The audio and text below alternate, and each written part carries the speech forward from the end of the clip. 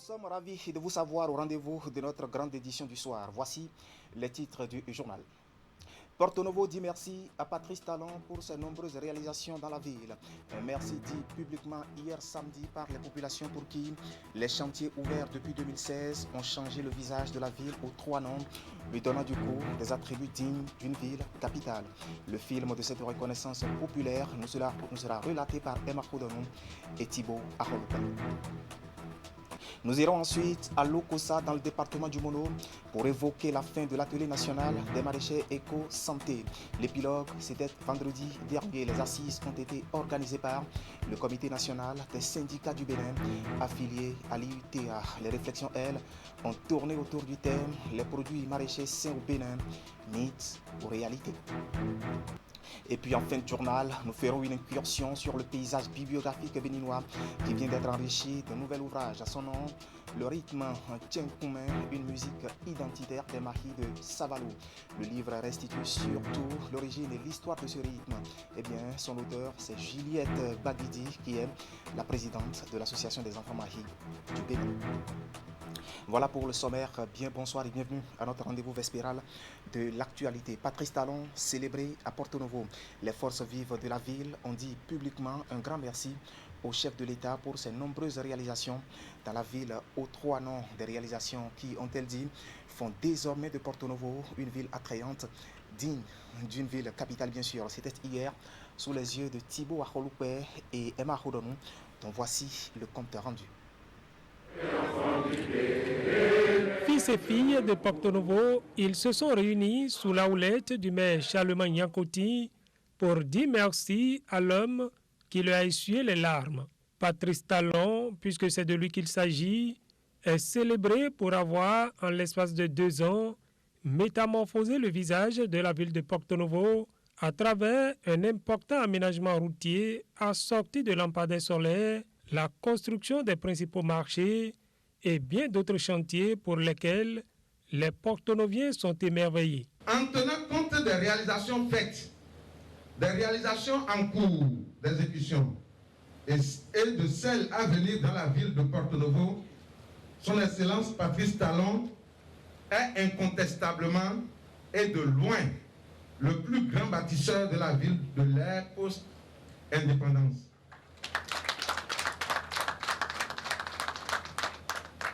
Avant d'être un bâtisseur, le président Patrice Talon, comme le témoigne la qualité et la beauté des projets réalisés et ceux en cours de réalisation, est un fait architecte. Porto Novo, 60 ans après l'indépendance de notre pays, a trouvé enfin son architecte bâtisseur. Président Patrice Guillaume Athanase Talon, merci, merci, merci, merci et merci. Porto Novo dit avoir enfin trouvé son architecte bâtisseur et compte bien travailler pour son maintien en poste au-delà de 2021 afin qu'il achève l'œuvre entamée. Venez et voyez les routes, voyez l'électricité dans la ville pendant la nuit, voyez tout ce qui est programmé. Et moi j'espère encore le début de la construction du siège de l'Assemblée nationale, siège de la démocratie.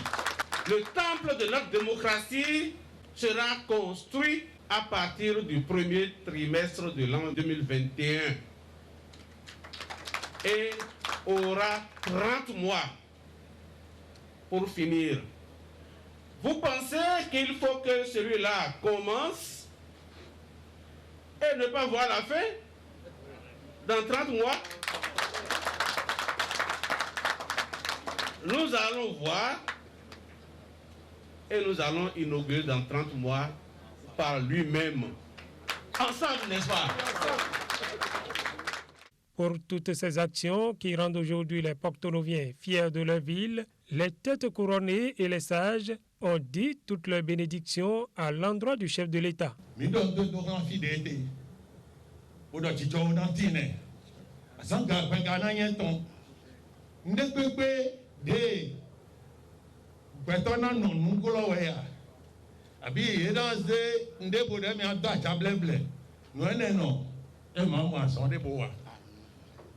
nous connaissons. Voilà, une reconnaissance publique témoignée au chef de l'État. Nous étions dans le département de l'Ouémé et nous allons y rester pour évoquer maintenant la tournée statutaire du préfet. Une tournée commencée depuis quelques jours par Joachim Apiti pour s'enquérir de l'état de santé des communes relevant de son territoire de compétence. Et ce week-end, l'autorité préfectorale était dans la commune de Semepoudji. Nous allons retrouver ici Emma Khouronou et Thibaut Akholopé pour le point de cette étape de la tournée du préfet. Suivez. Le préfet du département de l'Ouémé, Joachim Apiti, dans les murs de la mairie de Semepoudji. Cette descente entre dans le cadre de sa tournée statutaire dans les 9 communes sous sa tutelle. Nous allons échanger avec vous sur la qualité de la gouvernance locale, à tous les niveaux d'ailleurs et dans tous les secteurs de la vie socio-économique, à travers la poursuite sans relâche de la mise en œuvre de la tranche départementale du programme d'action du gouvernement, en harmonie avec votre plan de développement communal. À la suite du préfet qui a planté le décor, plusieurs personnes sont intervenues pour saluer les qualités managériales du maire Jonas Benametor, qui a su instaurer une bonne ambiance de travail et poser en 5 mois d'exercice les bases de l'amélioration des conditions de vie de ses concitoyens.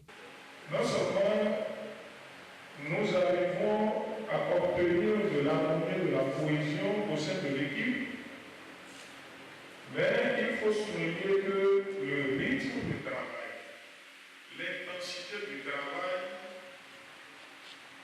est telle que si nous ne forçons pas, certains seront obligés de demander à aller en congé. Voilà que les textes n'ont pas prévu presque de congé pour les élus communaux. Tous les jours que Dieu fait, nous sommes quelque part en train de faire quelque chose pour la commune. En tout cas, ça se passe très bien. Et avec la dextérité managériale du maire, nous pensons que nous nous retrouvons dans ce conseil communal, toutes tendances confondues. Le maire Jonas Benametor est pour sa part satisfait de ce rendez-vous avec l'autorité de tutelle. Ce qu'on peut retenir globalement, c'est que le préfet a voulu d'abord s'enquérir du fonctionnement réel du conseil communal, s'enquérir de l'ambiance qui règne au sein du conseil communal, savoir si les chefs de services déconcentrés sont en harmonie avec les obligations qui sont les leurs. Chaque chef de service concentré a été interpellé directement sur un certain nombre de problèmes, de préoccupations des populations et est venu en même dans le temps éclairer l'opinion et donner des informations, toutes les informations jugées utiles pour la manifestation de la vérité. Donc c'est une séance très fructueuse, une séance nécessaire pour que la population soit en symbiose avec ses gouvernants. La tournée du préfet Joachim Apiti se poursuit dans les autres communes de son département. Voilà le préfet de l'Ouémé en tournée statutaire donc. Du département de l'Ouémé, rendons-nous dans celui du Mono où je vous propose une découverte, celle de la 24e mission médicale chinoise arrivée au Bénin en décembre 2019. Une mission composée d'une vingtaine de médecins répartis dans certains hôpitaux du pays, dont le centre hospitalier départemental CHT Monokoufo de Lokossa. Le Mono, d'où Geoffroy Mentin et Florent Dehou, nous propose ici un plein feu sur les membres de cette mission. Regardez. Une matinée presque ordinaire au centre hospitalier départemental CHD Monokoufo à Lokossa. Patients, soignants et administratifs se côtoient. Une porte s'ouvre pour nous et qui nous accueille. Le docteur Dongye, chirurgien orthopédiste, il s'affaire avec ses aides et assistants autour de quelques patients. C'est une fracture. Oui, c'est une fracture fermée. Dongyi est membre de la 24e mission médicale chinoise, en poste depuis près d'1 an ici au CHD de Lokossa. Les couloirs de la maison lui sont désormais familiers, puisqu'à l'instar de sa compatriote Yao Yanyu, gynécologue, qui est ici, au bloc opératoire en pleine césarienne, il a sur son tableau de chasse plusieurs patients béninois traités. Cette année, depuis 11 mois, il a fait beaucoup d'opérations. Il a fait 72 cas. Il a fait l'opération de réimplantation de membres sectionnés. Et en plus là, il a fait la traction et l'opération faire le plate et beaucoup de l'opération, beaucoup de façons de l'opération de fracture. À travers cette 24e mission médicale chinoise, le CHD Monokufo a bénéficié de l'expertise des Chinois dans plusieurs spécialités, allant de la médecine moderne à la médecine traditionnelle chinoise.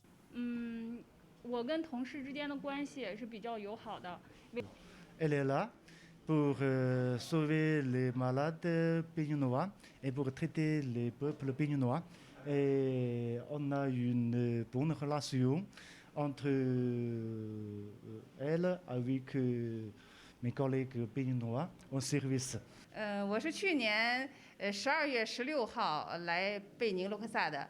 Le 15 décembre 2019, elle est arrivée au CHD Monokufo pour travailler au service de maternité. Il y a des cas de césarienne, il y a des cas de curetage et il y a des cas de la grossesse extra-utérine. Il a fait beaucoup de l'opération chirurgie. Par exemple,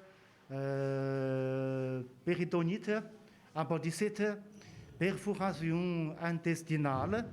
Et il a eu beaucoup de maladies graves et beaucoup de maladies complexes.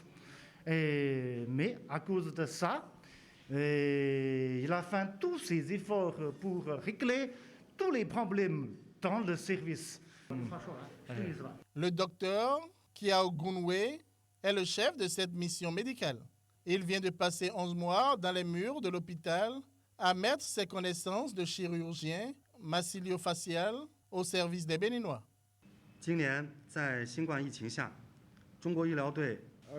Sous la nouvelle épidémie du coronavirus, la mission médicale chinoise a fait une formation de prévention et de contrôle du coronavirus au CHD Monokufo.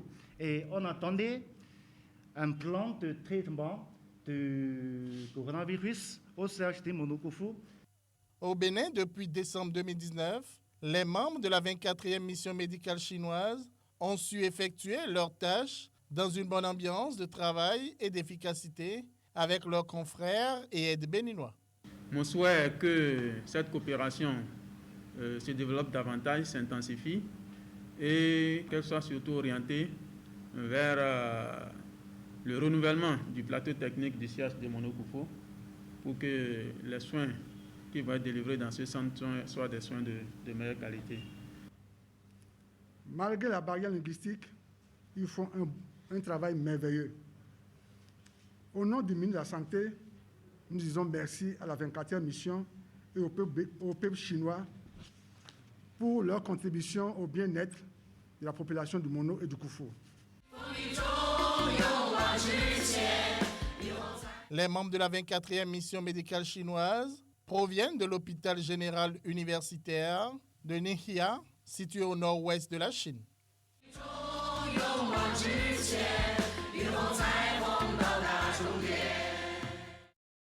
Voilà la médecine chinoise en mission au Bénin, au service surtout du système sanitaire béninois. Attention, cette mission prend fin en décembre prochain. Restons avec Geoffroy Mentan et Florent Dehou qui vont nous rendre compte maintenant des travaux de l'atelier national des maraîchers éco-santé. L'épilogue, c'était vendredi dernier. Les assises ont été organisées par le Conseil national des syndicats du Bénin affilié à l'IUTA. Les réflexions, elles, ont tourné autour du thème « Les produits maraîchers sains au Bénin, mythes ou réalités ». Suivez. Je voudrais donc affirmer que les objectifs et les résultats attendus de cet atelier ont été largement atteints. C'est donc sur une note de satisfaction générale que se referment les portes de cet atelier national des maraîchers éco-santé. Axé sur le thème « Les produits maraîchers sains au Bénin, mythes ou réalités », ce rendez-vous du donner et du recevoir de l'OCOSA a permis aux membres du réseau africain des maraîchers éco-santé, RAMES, de renforcer leurs capacités en matière de culture bio. Nos terres sont souillées. Donc il y a des endroits où on ne peut plus faire le bio. Donc pour faire le bio, aujourd'hui, il faut choisir des terres neutres, là où on n'a jamais utilisé des pesticides et autres. Le réseau RAMES a son site à Rosubeta à Calavi, un site sur lequel on n'a jamais fait utiliser des produits chimiques. Mais néanmoins, il y a encore un risque. Le risque, c'est que les produits chimiques utilisés sur le coton dans le nord descendent ici vers le sud. Mais l'incidence est minime. Donc c'est ce que je peux dire. Aujourd'hui, il y a réellement des produits bio au Bénin. L'atelier est organisé par le Comité national des syndicats du Bénin affilié à l'IUTA, l'Union internationale des travailleurs de l'alimentation, de l'agriculture, de l'hôtellerie-restauration, du tabac, du catering et des branches connexes. Pour que les objectifs de cette rencontre soient atteints, les participants ont eu droit à des communications sur l'approche éco-santé et maraîchage, la production maraîchère conventionnelle, les alternatives aux intrants minéraux et chimiques, puis la structuration d'un circuit commercial de la production maraîchère au Bénin. Nous avons également abordé, à travers la communication qui en a parlé, les risques liés à la production conventionnelle. Ceci pour faire un clin d'œil à nos frères, amis, qui persistent dans la production maraîchère conventionnelle et qui, à ce jour, n'ont pas encore pris la mesure des actes qu'ils commettent en livrant aux consommateurs une production à risque. Nous avons vu également durant ces 3 jours-là quelle est la place et l'importance de votre profession et la production maraîchère dans l'économie béninoise. Nous osons croire qu'une fois de retour chez vous, vous allez partager les enseignements reçus avec ceux qui n'ont pas eu la chance d'être ici. Ensuite, vous allez pouvoir, à travers le RAMES et le SINAMAB, organiser des séances de restitution au profit de ceux qui n'ont pas pu être à l'OCOSA avec vous. L'atelier a été financé par la Fondation Friedrich Herbert à travers le projet CO. Chacun repart chez lui, le sourire aux lèvres, avec la ferme résolution d'œuvrer à une vulgarisation des enseignements reçus.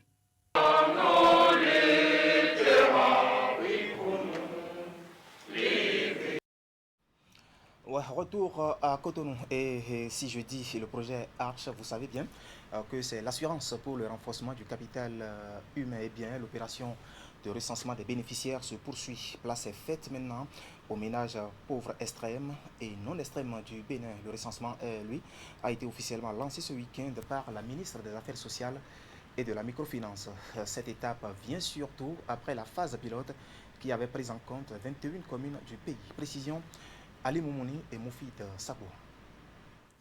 Le projet d'assurance pour le renforcement du capital humain ARCH à l'étape d'une plus large couverture du territoire national. Après une phase pilote qui a pris en compte 21 communes, le gouvernement vient d'élargir le projet vers les 56 autres communes du Bénin. Une opération d'enquête, d'identification et d'enrôlement est ainsi ouverte pour le recensement des ménages pauvres extrêmes et non extrêmes. Et la présente phase de l'enquête s'appuie sur les expériences de la phase pilote et les différentes leçons apprises. Les données issues de l'identification communautaire indiquent que vous aurez à visiter 339 101 ménages pauvres sur une période de 2 mois et demi dans les 56 communes pour recueillir des informations socio-économiques nécessaires pour confirmer ou non leur statut de pauvre en vue de bénéficier de l'assistance gratuite de l'État pour l'accès aux services du projet ARCHE. Cette rencontre des acteurs avec le ministre des Affaires sociales et de la microfinance s'inscrit également dans le cadre du lancement de la formation des enquêteurs. Ils sont au total 850 concernés par cette opération qui sera conduite par l'Institut national de la statistique et d'analyse économique INSAE et l'unité de gestion du projet ARCHE. L'opération actuelle, c'est une opération qui permettra de confirmer un travail qui avait été déjà réalisé il y a un peu plus de 3 ans, qui a permis au niveau communautaire d'identifier les pauvres qui doivent bénéficier du programme ARCHE. Puisque la première partie avait été une identification communautaire, c'est-à-dire c'est la communauté qui a dit les pauvres se retrouvent dans telle famille, dans telle zone. Le travail de l'INSAE permettra maintenant d'affiner les premiers résultats qui ont été trouvés pour identifier réellement les familles pauvres et pauvres extrêmes. L'enquête sur le terrain va démarrer la semaine prochaine. Nous avons quelques jours de formation pour les enquêteurs et de tests de leur maîtrise de l'outil de gestion de l'enquête. Au terme de ce processus, les enquêteurs seront déployés sur le terrain avec l'aide technique de l'INSAE qui assure l'organisation matérielle de l'enquête. L'aboutissement de cette opération d'enquête déterminera le résultat de la mise en œuvre du projet ARCHE. Et ça, le ministre des Affaires sociales et de la microfinance n'a pas hésité à le rappeler aux acteurs. Le sort de chaque ménage, de chaque pauvre, est dans vos mains. Et vous devez en être conscient. Aucun ménage pauvre, quel que soit son lieu de résidence, ne doit être laissé de côté pour quelque motif que ce soit. Chaque ménage non enquêté, c'est entre 5 et 7 personnes en moyenne que vous abandonnez dans la pauvreté pour plusieurs années. Je voudrais en appeler à votre sens patriotique. Le projet d'assurance pour le renforcement du capital humain ARCHE est un programme du gouvernement qui compte 4 services intégrés que sont l'assurance maladie, le crédit, la formation et l'assurance retraite. Tout à fait, une opération de recensement lancée par la ministre des Affaires sociales et de la microfinance en personne, Véronique Tanifodé et Mewanou.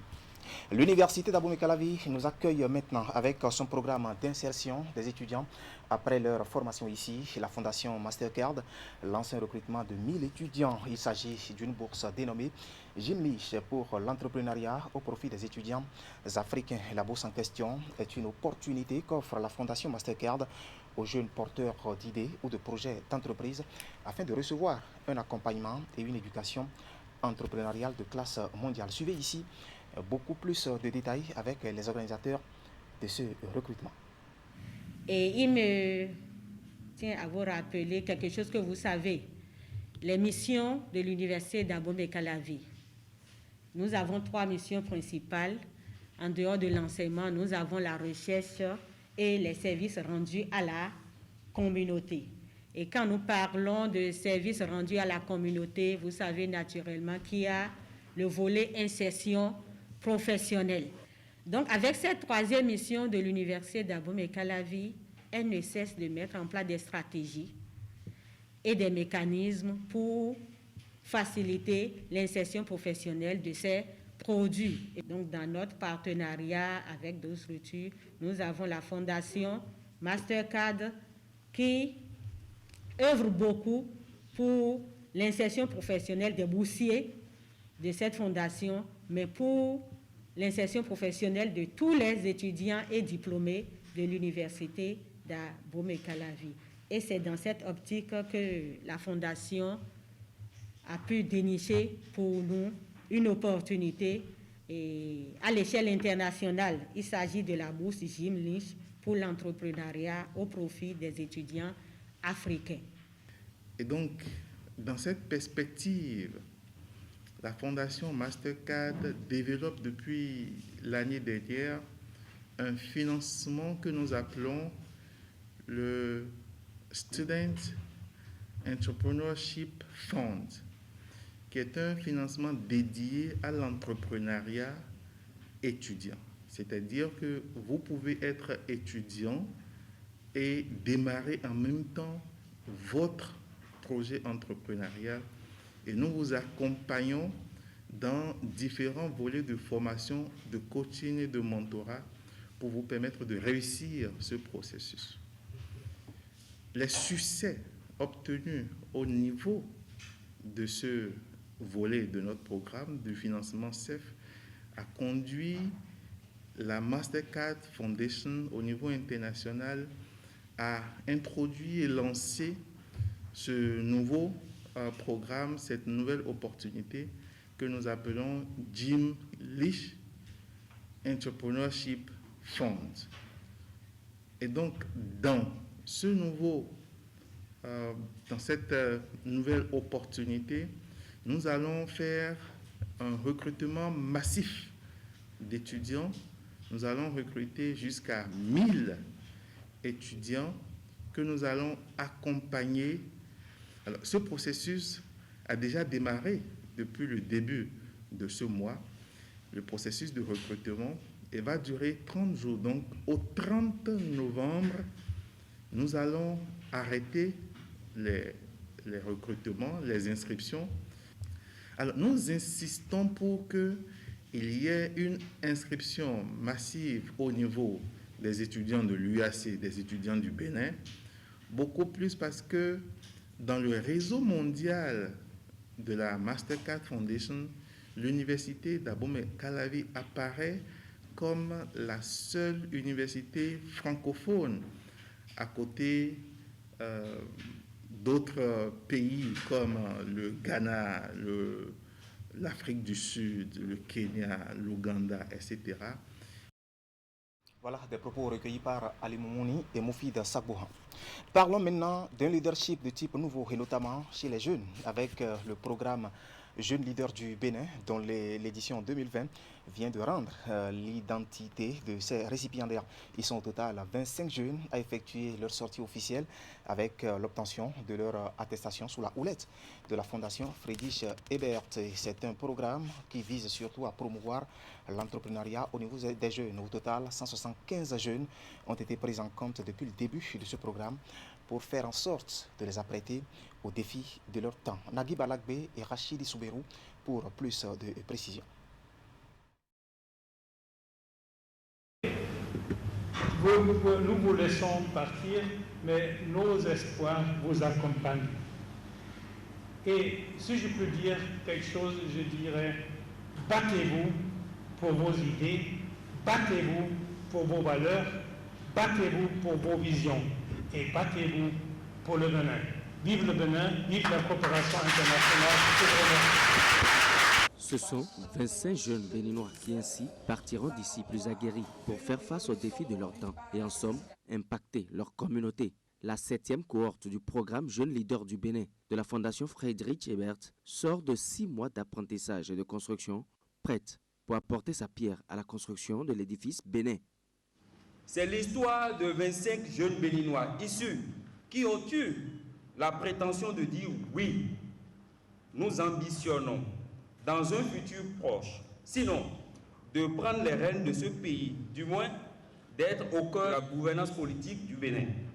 Je voudrais affirmer ici, devant cette auguste assistance, et au nom de mes collègues de la 7e promotion, que la FES a effectivement fait de nous des citoyens de type nouveau, des patriotes aguerris, décidés, engagés pour le développement de notre pays, le Bénin.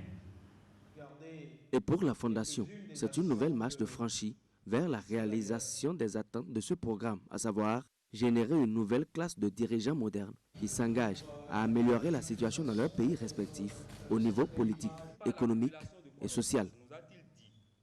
Et nous visons aussi à créer, à moyen terme, une masse critique de jeunes leaders ayant pour ambition de prendre les responsabilités de leurs pays respectifs dans l'avenir. Donc je crois, avec 175, on ne peut peut-être pas encore parler d'une masse critique, mais quand même d'une masse qui peut faire bouger beaucoup de choses. Être leader, c'est aussi boire à très bonne source. La 7e promotion des jeunes leaders du Bénin en a tenu compte au moment de choisir son parrainage. Pour les guider et les conseiller, ce sera Rekiat Madougou et Véronique Tony Fodé. C'est maintenant que le plus dur commence. Vous pouvez choisir d'être la lampe qui est posée en hauteur et qui éclaire une majorité, ou la lampe qui est posée sous la table qui n'est utile qu'à vous-même. C'est à vous de choisir. Mais officiellement, aujourd'hui, vous avez pris l'engagement de servir, de vous mettre au service des autres, parce que c'est ça le leadership. Voir une jeunesse consciente, en tout cas à tout le moins pour ce qu'on en a vu cet après-midi, cela donne des motifs de satisfaction et surtout d'espérance. Et je voudrais encore une fois les féliciter, mais surtout les exhorter à la résilience. On ne le dit jamais assez. La promotion 2020 des jeunes leaders du Bénin se dit prête pour participer au développement du Bénin, opiner objectivement dans les débats, faire des propositions et passer à l'action afin de jouer sa partition en vue de l'essor économique et social du Bénin. Oui, on les attend sur le terrain. Au Bénin, l'univers bibliographique accueille un ouvrage plus ou moins singulier. Il s'agit d'un livre qui parle du rythme Tchenkoumé. Le rythme Tchenkoumé, une musique identitaire des Mahis de Savalou. C'est le titre de cet ouvrage qui restitue surtout l'origine et l'histoire de ce rythme. Son auteur, c'est Juliette Baguidi, qui est la présidente de l'association des enfants Mahis du Bénin. Voici le compte rendu de la cérémonie de lancement officiel avec Idrissou Boukari et Henri Danti.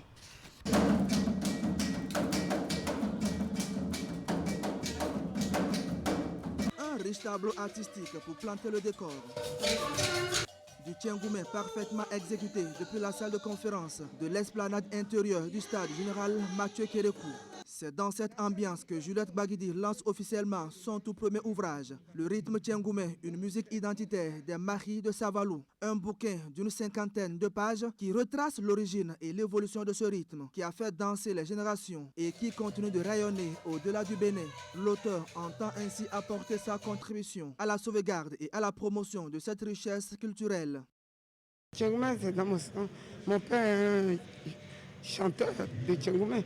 Oh non. Et puis j'ai constaté qu'il faut qu'on puisse laisser quelque chose pour que les gens sachent d'où vient le Tchengoumé, nos enfants, nos arrière-enfants, qui ne se perdent plus. Tout le monde fait Tchengoumé, mais personne ne connaît l'origine de Tchengoumé. La vraie histoire de Tchengoumé, personne ne le connaît. C'est pour ça que j'ai écrit. Normalement, l'histoire, il a créé le Tchengoumé pour tous, nous tous.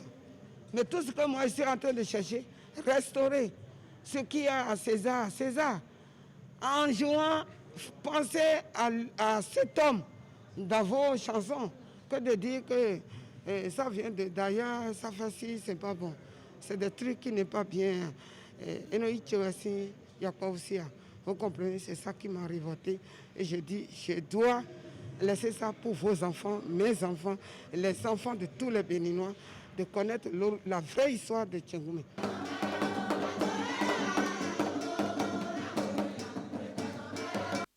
De la littérature et de la musique traditionnelle. Pour célébrer la culture du peuple Mahi, le ministre de la Culture a soutenu cette initiative à travers le directeur des Arts et du Livre.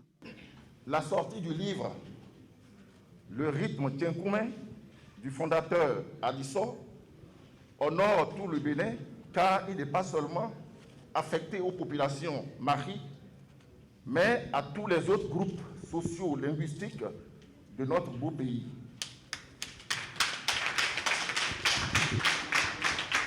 Je cite pour preuve le roi Tonhonstan qui a valorisé le Tchenk système, je dirais qui a valorisé le Tchenkoumé à travers le Tchenk système qu'il a fait connaître à l'extérieur.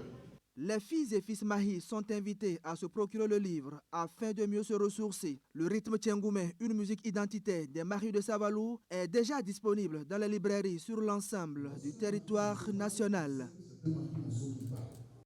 Moi, j'irai même au-delà des filles et fils Mahi pour demander à tout le monde d'aller se procurer de cet ouvrage pour mieux connaître l'histoire et l'identité, l'histoire et l'origine de ce rythme qui, il faut le dire, reste un trait identitaire des Mahis. Un constat pour mettre un terme à cette édition empruntée aujourd'hui, la piste cyclable de l'échangeur de Godomaine, et vous constaterez qu'il n'est pas aisé d'y circuler. Et plus qu'un nid de poules, eh bien, ce sont des trous qui entravent la bonne circulation des usagers qui souffrent le martyre. L'une de nos équipes de reportage a fait l'expérience pour nous ramener ces images. C'est un constat signé Teddy Goudalo, mais présenté ici par Ali Moumouni. Suivez. C'est la croix et la bannière pour les usagers de cette piste cyclable de l'échangeur de Godomain dans la commune d'Abomey-Calavi. Il a fallu l'implantation de ce bois pour attirer l'attention des conducteurs sur le danger. Des trous de part et d'autre empêchent à cet effet la libre circulation. Ça nous donne beaucoup de panne parce que la voie n'est pas bien l'état de ce que nous voulons faire. On passait, par exemple, je vais charger même des bagages maintenant. Pour passer ici, j'ai des soucis de passer. Vous voyez, bon, il y a actuellement, on passe, ça fait comme ça va le haut, ça va le bas, mais c'est pas bon. Le tronçon est impraticable et ne cesse de causer des dommages aux automobilistes. Parfois, ce sont les piétons, les conducteurs de taxi-moto et leurs clients qui en paient les frais. Il y a des accidents qui se passent ici, des accidents pas possibles. Ça a l'air banal, mais bon, ce que ça crée comme accident, c'est trop. Moi, j'ai eu le temps de vivre ça. Une fois, deux fois, il y a des accidents qui sont par là, mais bon. On espère quand même que ça soit réglé. Nos clients en souffrent. Même nous conducteurs, après une journée de travail, nous sentons des courbatures. Cette piste cyclable a déjà connu maintes réparations et pourtant, les usagers ne sont pas au bout de leur peine. Les riverains ont également leur part de casse-tête et invitent les responsables en charge des travaux publics à agir. Voilà, véritable casse-tête donc pour les usagers. Ainsi va l'actualité ce soir sur Canal 3 Bénin. Derrière moi, toute une équipe composée de journalistes et de techniciens vous remercie de nous avoir suivis. Bonne fin de week-end à toutes et à tous. Mais attention, ne zappez pas, juste après le générique de fin de ce journal, je vous retrouve pour la revue de presse hebdomadaire. À très vite donc.